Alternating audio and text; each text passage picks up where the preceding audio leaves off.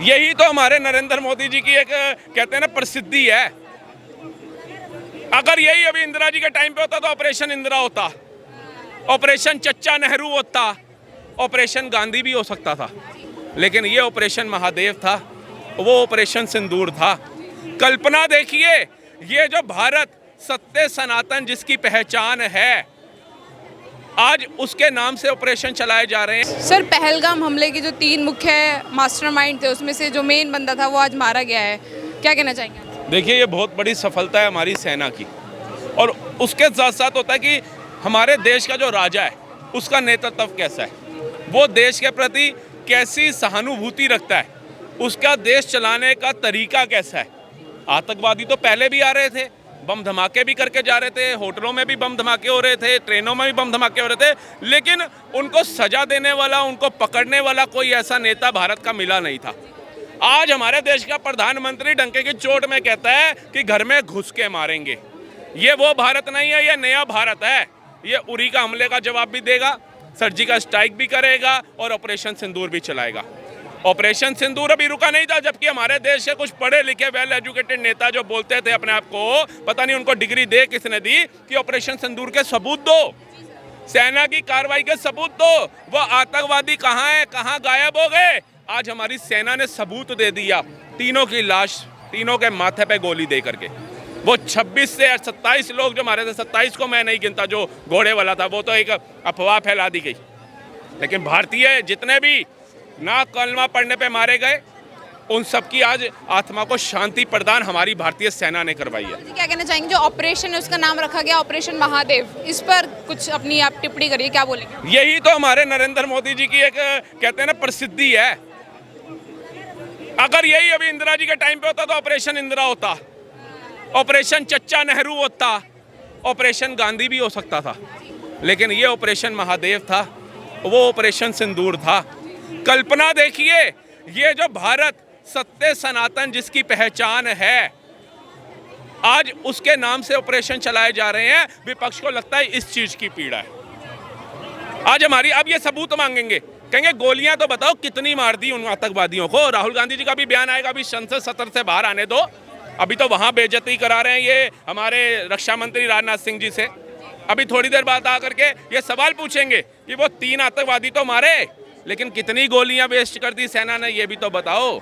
उनको मारते है, हमारी सेना को कितनी गोलियां लगी, ये भी तो बताओ। तो ये भी कहेंगे वही आतंकवादी हैं, दूसरे तो नहीं लिए। अभी ये भी बोलेंगे। एक सवाल ये भी है कि मतलब कि जब ऑपरेशन सिंदूर हुआ तो उसके बाद विपक्ष के समर्थक ये भी सवाल कर रहे थे मोदी से कि ऑपरेशन सिंदूर का क्या फायदा, जो 3 मुख्य आरोपी हैं उन्हें कब तक मारोगे, आप कब मारोगे? आज उन्हें भी जो है CRPF द्वारा उन्हें भी एनकाउंटर में मार दिया गया। इनका कहने का अर्थ ये था कि भैया जी वो जो है ना, क्या कहते हैं, ऑपरेशन सिंदूर जो हुआ, वो पाकिस्तान के आतंकवादियों पर जो गोला बारूद पड़ा वो पड़ा रहने दो।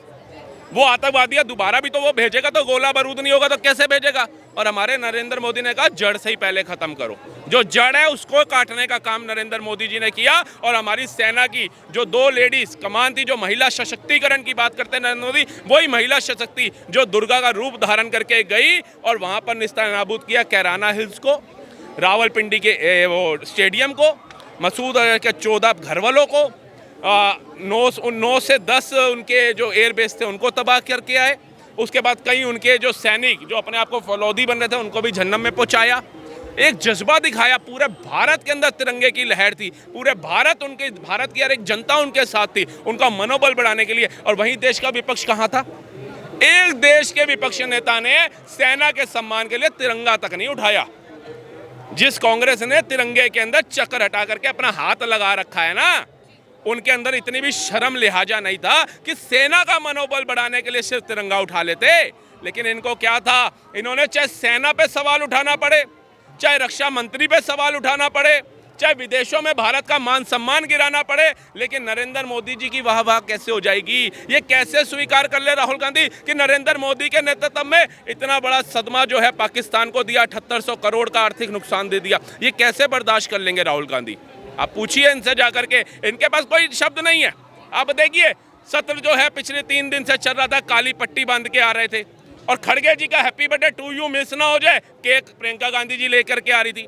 अब पार्लियामेंट के अंदर देश के मुद्दे नहीं चलेंगे, गरीबों का विकास कैसे करना है उसका मुद्दा नहीं आएगा, रोड मैप और कैसे बड़ा करना है उसका मुद्दा नहीं आएगा, हमारी सेना को और सशक्त कैसे बनाना है इसका मुद्दा नहीं आएगा। अब मुद्दा आएगा कि हैप्पी बर्थडे किसका बनाना है। जो पहले आएगा वो सीट बुक करेगा। अब खड़गे जी का चला गया, अब प्रियंका गांधी जी का होगा, फिर रॉबर्ट वाड्रा जी का मनाया जाएगा, फिर सोनिया गांधी जी का मनाया, सबके हैप्पी बर्थडे टू यू होंगे। सवाल ये भी है कि मतलब भारतीय सीआरपीएफ ने इतनी बड़ी उपलब्धि जिसके लिए पूरा ऑपरेशन सिंदूर कर दिया, वो 3 मुख्य आरोपी मास्टरमाइंड थे तो मारे गए, लेकिन विपक्ष ने अभी तक अप्रिशिएट नहीं किया आर्मी को। और विपक्ष के पैदा होने पर दुनिया अप्रिशिएट नहीं कर रही उनको। ये विपक्ष कहाँ से गया? ये तो नासूर है भारत के लिए। वो नेता जो दूसरों को शिक्षा दिलाने की बात कर रहे हैं कि भैया शिक्षा पे मोदी जी बात नहीं कर रहे, शिक्षा दिलाओ शिक्षा दिलाओ। अरे तुम अपने बेटों को तो शिक्षा नहीं दिला पाए, एक छठी फेल तो दूसरा नौवीं फेल, और ख्वाब देख रहे हो क्या मुख्यमंत्री बनाने के। ये तो राहुल गांधी जी का दोहरा चरित्र, राहुल गांधी का और लालू प्रसाद यादव का दोहरा चरित्र आना चाहिए जनता के सामने। ये लालू प्रसाद यादव वही हैं जब इनके बेटे तेजस्वी यादव ने क्रिकेट में दिलचस्पी दिखाई तो भैया ऐसे तो आप चढ़ नहीं जाओगे, बल्ला पकड़ना भी आना चाहिए और बॉल की स्पीड को भी देखना चाहिए। वो देखा नहीं, एक तौलिया और एक पानी की बाल्टी दे दी, जाओ पसीना पूछो। तब भरी संसद के अंदर लालू प्रसाद यादव कह रहा है धत यादवों का लड़का पसीना पहुंचेगा, हट विधायक बना दिया। क्या किया बिहार के लोगों ने? वो यादव में ही बटे रह गए, वो मुस्लिम में ही बटे रह गए। मुसलमानों का तो जितना ये यूज कर रहे हैं ना उतना कोई भी नहीं कर रहा। अच्छा राहुल जी, क्योंकि आपको इतने लोग देखते हैं, फॉलो करते हैं, आज ये जो आपने सुना कि मतलब जो ये आरोपी जो मारे गए, जितने भी आरोपी क्या मतलब जो भी क्रिमिनल्स थे सारे मारे गए, आप इंडियन आर्मी को क्या कहना चाहेंगे हमारे चैनल के माध्यम से? पहले तो दिल से सल्यूट, उसके बाद कहते हैं ना वंदे मातरम जो हम सुनते थे, कहते हैं बांध कफन अपने सीने पे देखो वीर जवान चले, एक तिरंगे के खातिर हमारे सेना के जवान आगे बढ़े। ये सुनोगे ना आपको पता चलेगा। जब अभी अब देखना ये 15 अगस्त आ रहा है ना, होली जाती है, दिवाली जाती है ना, तो एक पंक्ति बड़ी अच्छी थी, जब खेल रहे थे होली वो झेल रहे थे गोली, जब हम बैठे थे घरों में वो खेल रहे थे होली, खून की होली खेल रहे थे वो। आज भी हमारी सेना, हमें नहीं पता, हम यहाँ पे आपके सामने यहाँ घूम फिर के आ रहे हैं, आपको यहाँ पर बाइट दे रहे हैं, और वहाँ हमारी सेना ने अपना करिश्मा कर दिखाया। जहां राहुल गांधी खड़े होकर के ऑपरेशन सिंदूर के ऊपर सबूत मांग रहे हैं पार्लियामेंट के अंदर, जहां पूरा विपक्ष खड़ा होकर के नरेंद्र मोदी को ललकार रहा है कि वो आतंकवादियों पे हमें सबूत दो, सोफिया कुरैशी ने कितने विमान गिराए सबूत दो, व्योमिका सिंह ने कितने विमान गिराए सबूत दो, तीनों अध्यक्षों से सबूत मांग रहे हैं। वही हमारी सेना ने अपना शौर्य दिखा दिया और सबूत ला करके दिखाया, फोटो के साथ दिखाया। आज हर एक न्यूज चैनल के ऊपर हमारी सेना की तारीफ हो रही है और वही विपक्ष सेना के ऊपर सवाल खड़े कर रहा है। क्यों? क्योंकि विपक्ष के खानदान से आज तक कोई सेना में गया ही नहीं। अगर इनको देश से प्रेम होता तो राहुल गांधी ऑक्सफोर्ड नहीं जाते, वो अग्निवीर के जवान बन के सेना में जाते। अगर लालू प्रसाद यादव को देश से प्रेम होता तो तेजस्वी या तेज प्रताप में से एक लड़का तो देश के लिए देता। 7 बेटियां, 7 बेटियों में से एक बेटी तो व्योमिका सिंह बनाता, नहीं बनाया। प्रियंका गांधी 2 बच्चे हैं, एक तो सेना के लिए दो नहीं देंगे ये लोग। केजरीवाल 2 बच्चे हैं, एक तो सेना के लिए 2 नहीं देंगे ये लोग। इनसे पूछो जब तुम्हारा बच्चा सेना पे जाने के लिए इतना सक्सेस नहीं है तो तुम सेना पे सबूत मांगने वाले होते कौन हो? तुम्हें ये राइट किसने दिया कि तुम सेना के शौर्य का सबूत मांगोगे?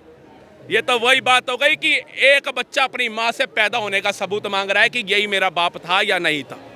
प्राइम मिनिस्टर मोदी जी के बारे में क्या कहना चाहेंगे? प्रधानमंत्री के बारे में भी एक बार कुछ बता दीजिए कि आप उनको क्या मैसेज देना चाहेंगे? देखिए, हमारे प्रधानमंत्री नरेंद्र मोदी जी, पीएम का मतलब होता है प्राइम मिनिस्टर, और मैं पीएम का मतलब समझता हूँ परम मित्र।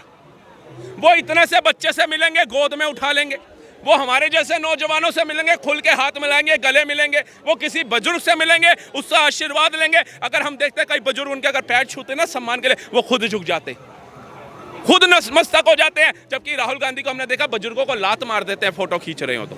अभी लालू प्रसाद यादव का जन्मदिन था, एक बंदा बाबा साहब भीमराव अंबेडकर जी की प्रतिमा लेकर के गया, वो पैरों में रखी। वो बाबा साहब भीमराव अंबेडकर की प्रतिमा का अपमान किसी को नहीं दिखा क्या विपक्ष में? तब संविधान की हत्या किसी को नहीं दिखी क्या? ये संविधान तभी क्यों खतरे में आता है जब नरेंद्र मोदी देश हित में कोई फैसला लेते हैं?